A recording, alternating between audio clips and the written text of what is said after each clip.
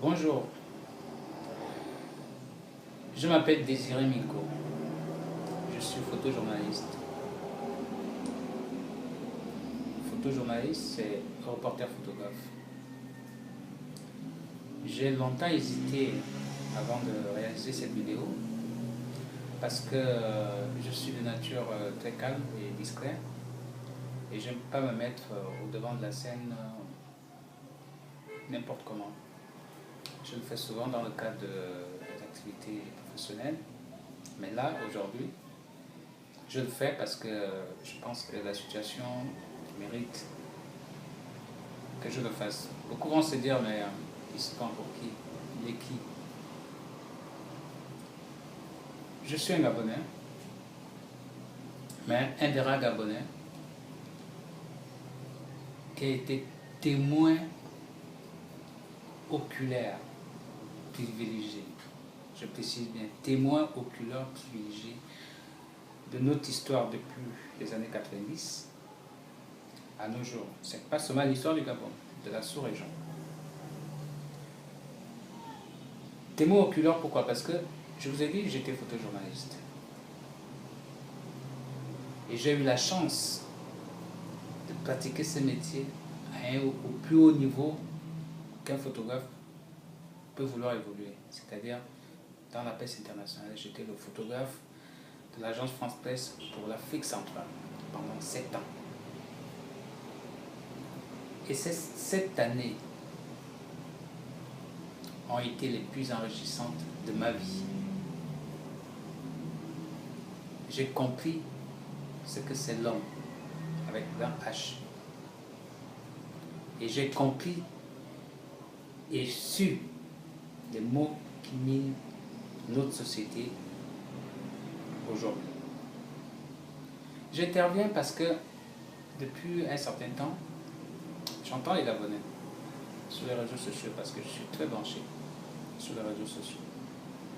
Beaucoup appellent à la violence, le changement dans la violence, parce que c'est ça qu'ils veulent, c'est ce que certains veulent, le changement. Nous, tout le monde peut vouloir le changement, mais pas dans la violence. Et j'interviens aujourd'hui parce que, je vous ai dit, j'ai pratiqué pendant 7 ans dans les pays de la sous-région. Et durant cette période, c'était dans les années 2000. J'ai commencé à l'agence France Presse en 1999. De 1990 en 2006, j'ai couvert la sous-région où il y a eu des coups d'État, des tentatives de coups d'État, des rébellions, guerre civile. J'étais au Congo, j'ai commencé au Congo en 97. Là, j'étais encore freelance. Ensuite, je suis allé régulièrement à chaque fois qu'il y avait un mouvement. Je suis allé au Tchad, je suis allé en Centrafrique plusieurs fois. Je suis même allé au-delà de l'Afrique centrale. J'ai couvert des conflits en Côte d'Ivoire,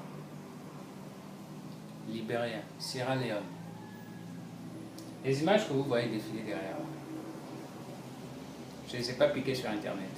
Ce sont les miennes, celles que j'ai réalisées sur le terrain. Il y a un mois, j'étais en France, à l'exposer sur le conflit du Darfour. Donc, les choses que je vais témoigner aujourd'hui, ce n'est pas qu'on m'a raconté, parce que, mes frères, la manière, la tournure que vous voulez que notre pays prenne, c'est un gros danger que vous faites courir à notre beau pays. La violence, vous connaissez la violence. Vous voulez la guerre civile chez nous. Vous connaissez la guerre. Moi, je la connais, étant civil. Pour prendre les photos de ces gens-là, c'est pas dans leur chambre, vous voyez bien. C'est pas les baptêmes, c'est pas le mariage. Moi, je fais pas ce genre de choses. C'est rare. J'étais sur le terrain. Beaucoup vont se dire parce qu'on se connaît, qu'on m'a donné de l'argent pour venir parler. Parce qu'aujourd'hui, je serai dans la plus haute institution où je suis chef de service photo. Comme je l'étais à l'Union. Donc, c'est à l'Union que j'ai commencé à voir les choses de notre pays, en 1993.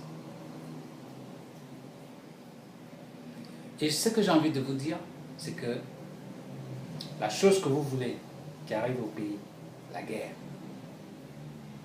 c'est pas une bonne chose. C'est pas une bonne chose, c'est pas la solution. Vous voulez le changement? Oui, c'est normal, c'est légitime, mais pas dans la violence. Voilà ce qui se passe quand un pays arrive à faire la guerre. Il y a des blessures qu'on peut soigner. Ceux qui vont mourir, mais ceux qui restent, ces blessures qui sont des blessures morales ne se soignent pas. Il n'y a pas de remède pour ça. Je vais vous prendre un exemple. Il y a eu un moment, il y a Capo qui avait remporté une Coupe d'Afrique de basket ici à Libreville. J'étais à l'Union. Contre les Angolais. Et nous tous, nous savons qu'en matière de basket, on peut rien devant les Angolais. On les avait battus. Vous savez pourquoi? À cause des pétards. Ceux qui étaient au gymnase de Lumi ce jour-là, moi j'étais là. À l'époque, M. Oyemba était Premier ministre. Il était au gymnase. On a dû arrêter la partie. Ils sont allés négocier. La partie a repris, mais les pauvres étaient traumatisés. Vous savez pourquoi? À cause des pétards. Et pourquoi c'est des pétards? Les Angolais, c'est parmi les meilleurs guerriers. Ils ont peut-être la meilleure armée de la région. Mais pourquoi les pétards leur ont fait perdre une compétition qui était à leur portée? Tout simplement parce qu'ils ont été traumatisés. Parce qu'un pays en guerre, un pays qui a connu la guerre, je vous ai dit, moi je connais la guerre. J'étais sur le terrain. J'étais sur le terrain de guerre. Je connais le but d'une arme. Je sais faire la différence entre une Kalachnikov, le but d'une Kalachnikov, le but d'un FAMAS, encore que la plupart de nos armées africaines, dans la sous-région, n'utilisent pas les FAMAS. La Kalachnikov, c'est le même but que le pétard. C'est pour ça que les pays qui ont connu la guerre interdisent les pétards chez eux, parce que ça ressemble à des tirs d'armes. Et les Angolais ont perdu la coupe parce que les Gabonais ont jeté les pétards. Je crois qu'on était au mois de décembre. Ils ont jeté les pétards, ils se sont mis tous à plat ventre. Parce que c'est le premier réflexe, quand on tire, on demande pour sauver sa peau. On se couche. Et quand le public gabonais a remarqué ça,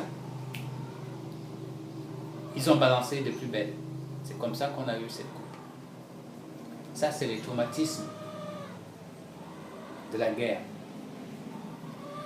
Vous savez qu'est-ce qui se passe quand un pays entre en guerre? C'est les militaires ou les gens en armes, parce que quand ça commence, il n'y a plus que les militaires. Les civils aussi, certains leaders leur donnent des armes pour aller combattre. Et c'est eux qui deviennent les maîtres des lieux. Vous savez, regardez ces histoires-là à la télé.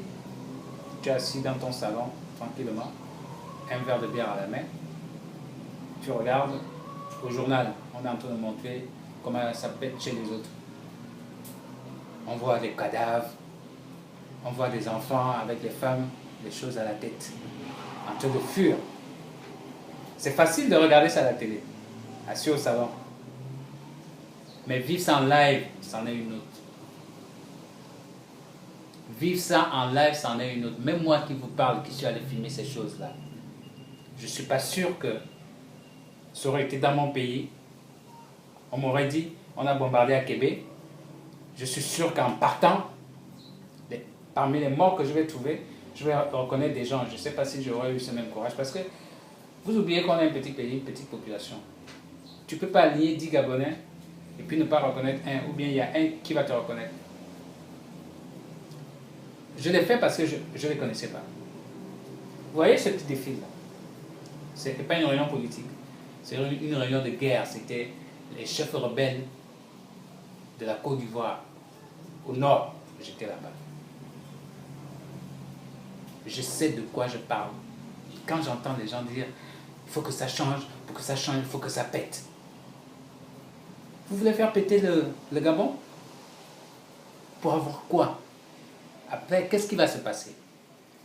Citez-moi un seul pays où ça a pété Et là, ils sont prospères. Citez-moi un seul.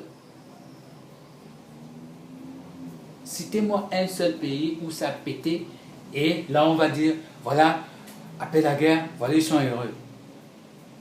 Ça n'existe pas. Après la guerre, voilà ce qui se passe. Tu crées deux camps. La République aura deux camps. Et ce n'est pas les camps politiques, hein. C'est différent. C'est les camps de ceux qui ont perdu la guerre et de ceux qui ont gagné la guerre. Celui qui a perdu, il ne s'arrête pas là. Hein. Il va se retirer, aller se préparer. S'ils étaient deux, peut-être les deux vont se séparer, ou bien il y a un qui est mort pour venger l'autre. Il y a d'autres rébellions qui vont naître. Regardez en RDC, j'étais en RDC. J'ai travaillé en RDC à Kinshasa, je suis allé dans le Kivu. Je vous dis, je suis un des rares Gabonais, un des rares parce que j'en ai pas croisé. Je suis un des rares Gabonais qui connaît les zones de conflit. Vous avez la chance d'avoir nos frères qui fuient leur pays pour venir se réfugier chez nous. Demandez-leur.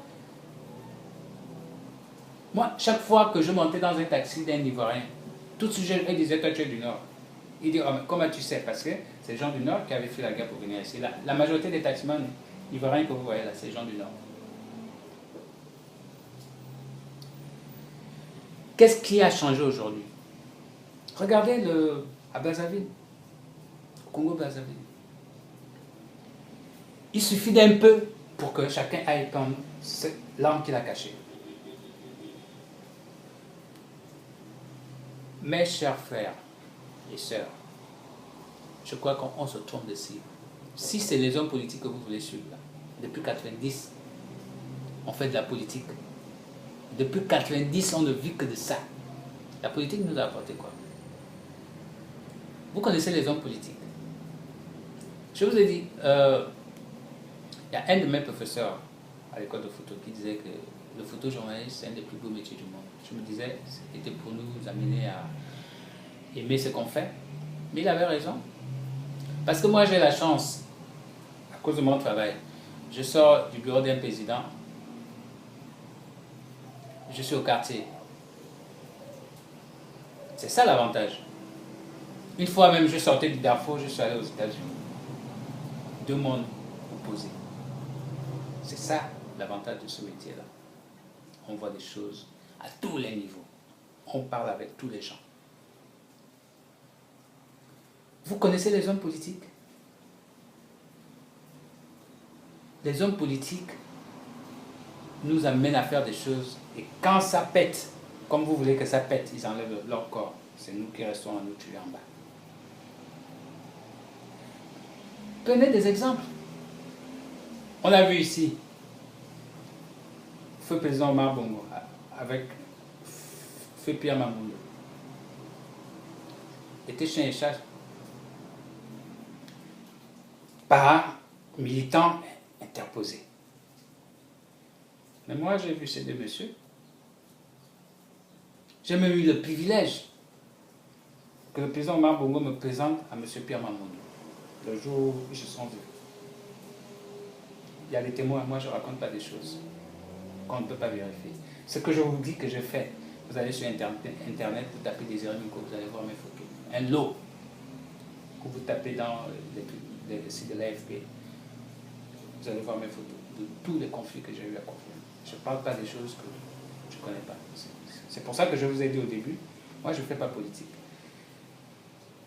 Je travaille où je travaille. Je ne suis pas là-bas en tant que militant, ni partisan. Je suis un républicain. Je travaille pour le pays. J'ai travaillé pour la presse française. Maintenant, je me suis dit, je vais donner le peu que je connais à mon pays. C'est ce genre de questions qu'on doit se poser. Qu'est-ce que je peux apporter à mon pays? Vous voulez suivre les hommes politiques? Je vous ai pris l'exemple de Mamoundou. Vous savez que les deux s'entendaient bien? Vous avez suivi l'épisode de Gbagbo et du président Omar Bongo. Ils se sont insultés. Ils s'insultaient par un média interposé et par la population. Les gens ont marché. J'ai encore eu le privilège qui m'a amené avec lui à l'Union africaine, en Gambie, pendant que l'histoire la chauffait, j'ai vu ces deux messieurs, j'ai les photos, se donner des accolades, marcher, ils se sont embrassés. Ils marchaient la main dans la main pendant longtemps. Le ministre des Affaires étrangères de l'époque, qui est avec vous aujourd'hui, il était là. Ils se sont attrapés. C'est ça les hommes politiques. C'est ce que vous voulez. Moi je dis, c'est un peu comme les catcheurs. Vous voyez les catcheurs se donner des coups. Vous voyez le sang. Quand les catcheurs se battent là, vous donnez les coups, le genre de coups, si tu penses ça, tu es un homme mort. Vous voyez le sang. À main nue, il n'y a pas de sang. Le public applaudit. Et nous, c'est le public des hommes politiques. C'est comme ça qu'ils nous bernent. Et c'est eux que vous voulez suivre. Chers frères, la haine, la violence, ça ne paye pas.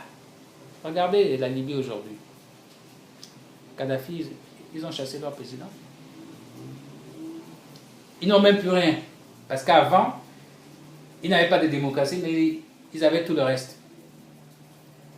Ils n'ont même plus rien. Et quand tu n'as plus de paix, même si tu as l'argent, tu fais quoi avec? Je vous dis, en temps de guerre, les gestes simples, vous les perdez. Et certains gestes, comme aller acheter le pain chez le boutiquier, deviennent des gestes héroïques. Parce que tu ne sais pas si tu vas revenir de là-bas vivant. Quand les gens en armes ont investi la rue, quand ils prennent le pays, quand le pays est dans le chaos, c'est eux les maîtres. Ils viennent chez toi. Je vais utiliser les termes qu'il faut. Je ne parle pas par éducation, je ne parle jamais comme ça. Mais je vais le dire aujourd'hui. Ils viennent chez toi, ils prennent tout ce qu'ils veulent. Ils vont coucher avec ta femme, ils couchent avec tes filles si tu as des filles. Ils peuvent même pousser plus loin. Ils peuvent te pousser, si ta maman est là, de coucher avec ta maman ou avec ta fille. Tu vas faire quoi? Ils sont armés. C'est ça qui se passe. Vous voyez, en RDC, on est en train de parler des histoires de viol, des machins. C'est pas de l'utopie, c'est des réalités. Quand les militaires sont sur le terrain, vous voyez, quand il y a des opérations militaires, les gens se plaignent, oh, il y a des exactions, il y a des machins. Mais imaginez qui deviennent les maîtres des lieux. Parce que les gens que vous voulez chasser, ils sont partis, le pays à la merci des hommes en armes. C'est comme ça que ça se passe. En plus, les civils se mêlent. C'est pas un civil comme moi. Moi, je ne peux pas prendre une arme. On va utiliser nos frères qui n'ont pas de travail à la gare routière, nos frères qui n'ont pas de travail au PK5, à Rio, aux Akébé. C'est eux qui vont avoir les armes. Ce sont nos mêmes frères là, qui braquent dans les quartiers. Vous vous plaignez, là ils braquent avec les couteaux. Mais quand c'est ce genre de situation-là, ils vont plus braquer au couteau. Ils vont braquer à la Kalachnikov, à l'arme lourde, à l'arme de guerre. Et ce sera même plus un braquage, il va se servir, on appelle ça, dans les pays en conflit, effort de guerre. J'ai tous les termes parce que j'ai vécu ça. Ils appellent ça effort de guerre. Ils rentrent chez toi, ils se serrent, ils prennent ton véhicule, ils prennent tes enfants, ils font de tout ce qu'ils veulent. Et toi-même, tu peux subir. Maintenant, quand tout ça est fini, toi, père de famille, tu as subi ça. On a fait subir ça à tes enfants, devant toi. Tu vas vivre avec toute ta vie. C'est ce que vous voulez pour le Gabon? Non. Posons-nous les bonnes questions. Posons-nous les bonnes questions, on aura les bonnes solutions. Et les bonnes réponses, en fait. Qu'est-ce que je peux apporter au pays? Les hommes politiques, soit ils ont failli, nos gouvernants peut-être ont failli. Ça aussi, c'est chacun apprécie à son niveau. Mais pourquoi vous savez qu'ils ne sont pas bons? Pourquoi vous comptez sur eux? Vous êtes obligé, pour vivre, de compter sur eux. Moi, j'ai choisi d'être photographe. L'État m'a fait quoi pour que je devienne ce que je suis aujourd'hui? Rien du tout. Je me suis battu seul. Je suis issu d'une famille modeste. Et comme j'étais pas mal à l'école, mes parents voulaient que je sois médecin. J'ai dit, moi, c'est la photo. Aujourd'hui, je vis de la photo. Je fais le tour du monde. Sans avoir fait des choses qui ne sont pas bien. Je vous ai dit peut-être, Vous allez interpréter ça parce que le Congo, ça, c'est devenu notre sport national.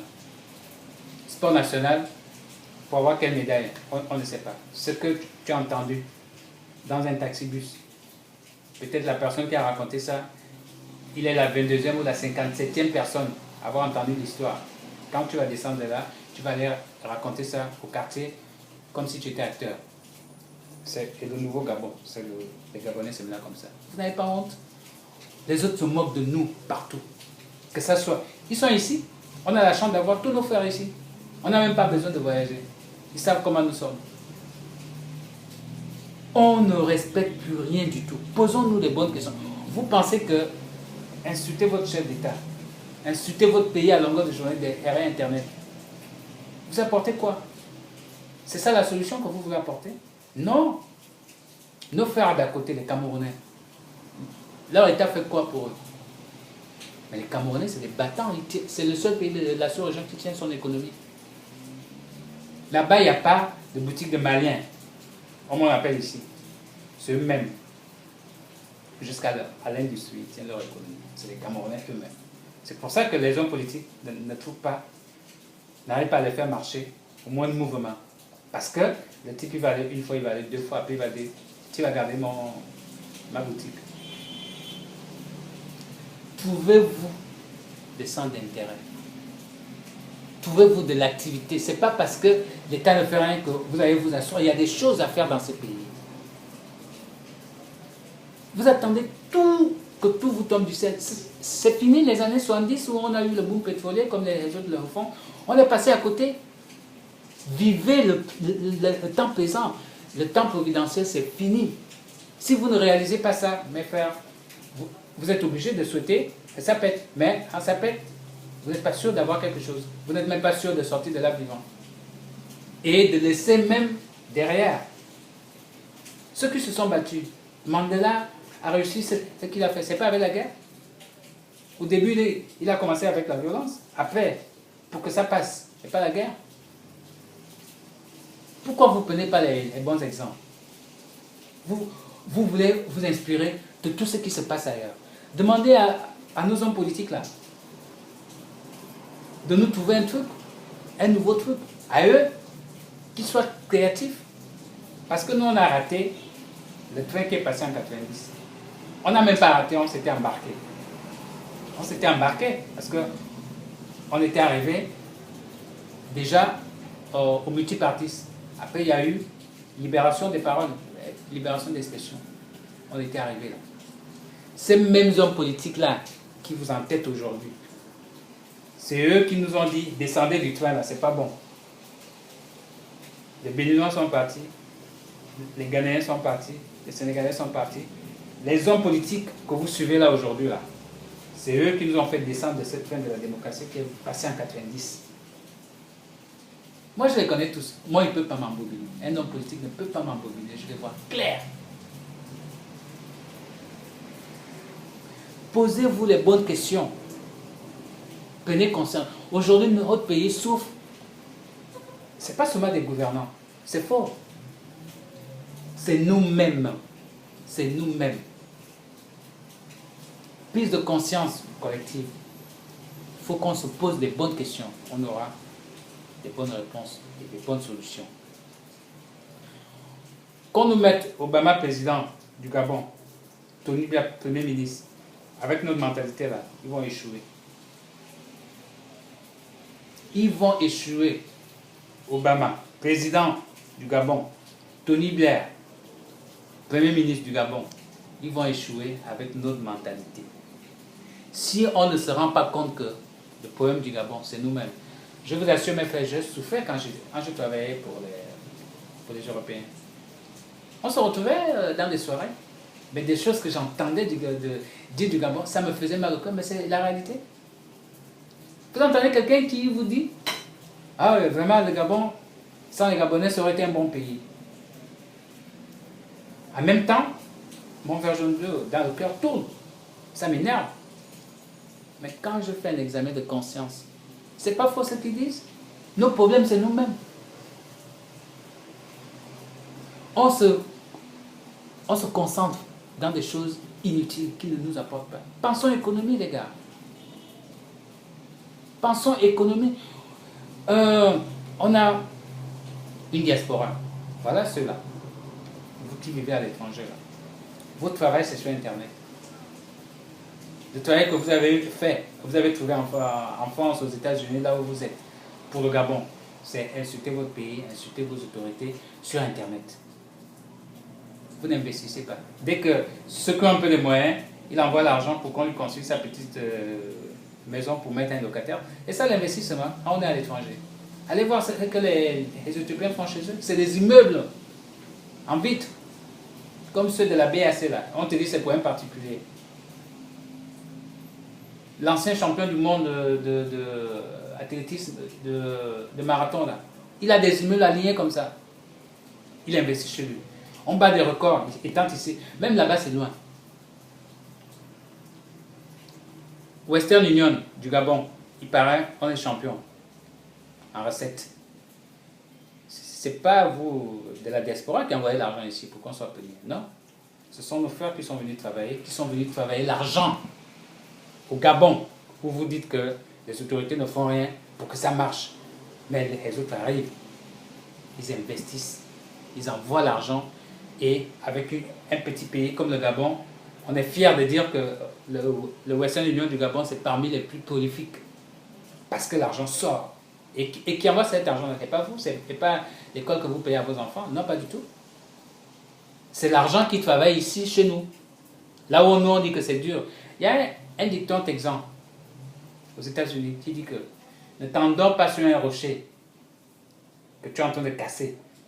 Tu t'endors dessus parce que tu dis que c'est dur à casser et être réveillé par le but de quelqu'un d'autre qui est en train de le casser. C'est ce que nos frères étrangers viennent nous montrer ici. On dit que c'est dur.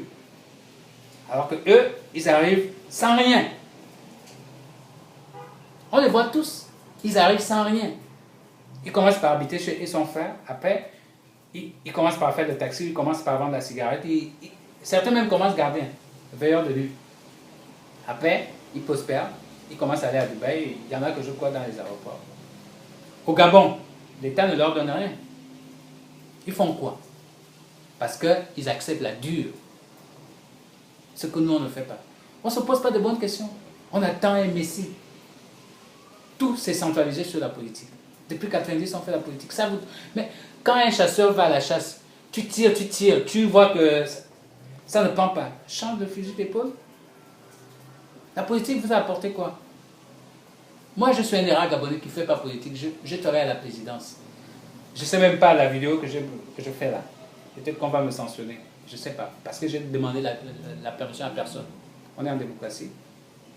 Je suis gabonais. Je vois que la situation, c'est dangereux parce que tous les ingrédients qui amènent la guerre civile sont réunis dans notre pays.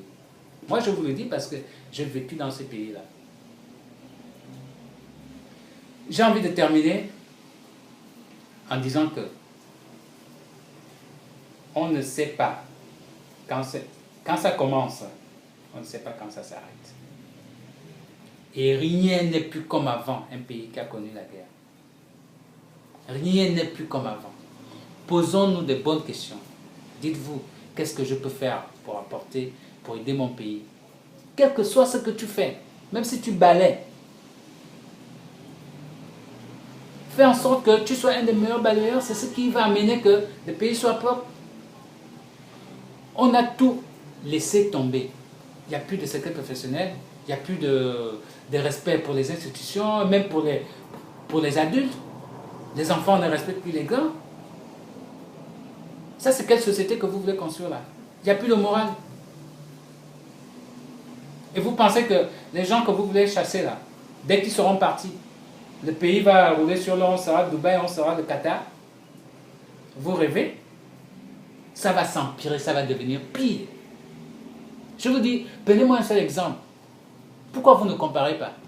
Vous aimez prendre seulement ce qui est mauvais. Non, les autres ont marché là-bas, ça a marché, nous, on va faire. Mais pour vous, ça n'a pas réussi. Je vous ai dit, on est monté dans le train, on nous a fait descendre. Les mêmes personnes nous ont fait descendre du train de la démocratie pour arriver au changement. Les Béninois, ils sont partis, ils sont loin. Posons-nous des bonnes questions. Les Camerounais, eux, ils se débrouillent. Ils nous le montrent ici, ils viennent nous le montrer à domicile. À peu forte raison chez eux. Ils viennent nous le montrer à domicile. Notre diaspora, eux, leur travail, c'est sur Internet. Et sur Internet, ils font des ghost théories. Mais investissez au pays.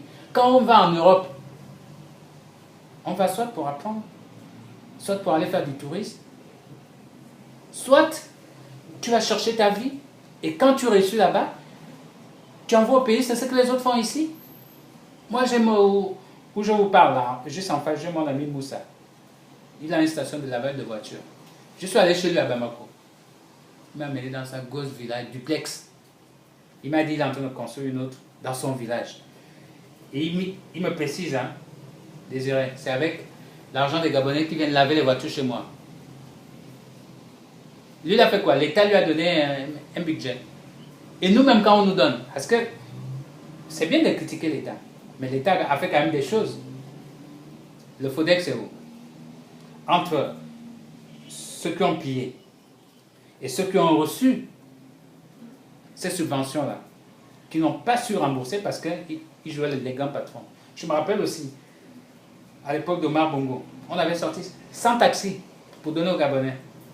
La condition, c'était qu'eux-mêmes, ils le fassent. Ils sont où aujourd'hui? Le lendemain, ils sont devenus des patrons. Posons-nous des bonnes questions. Nous-mêmes, on fait quoi? Prenons conscience. En même temps, on a le record de l'argent qui sort le plus. En même temps, on bat le record que nous sommes la population qui consomme le plus en Afrique. Et vous êtes fiers de ça, une petite population comme ça? Vous êtes fiers? Au lieu de vous poser ce genre de questions, on fait quoi pour renverser la tendance? Et vous attendez que ceux qui vous envoient, quand vous partez au bar là, c'est les hommes politiques qui vous envoient aussi au bar. Vous vous trompez de cible.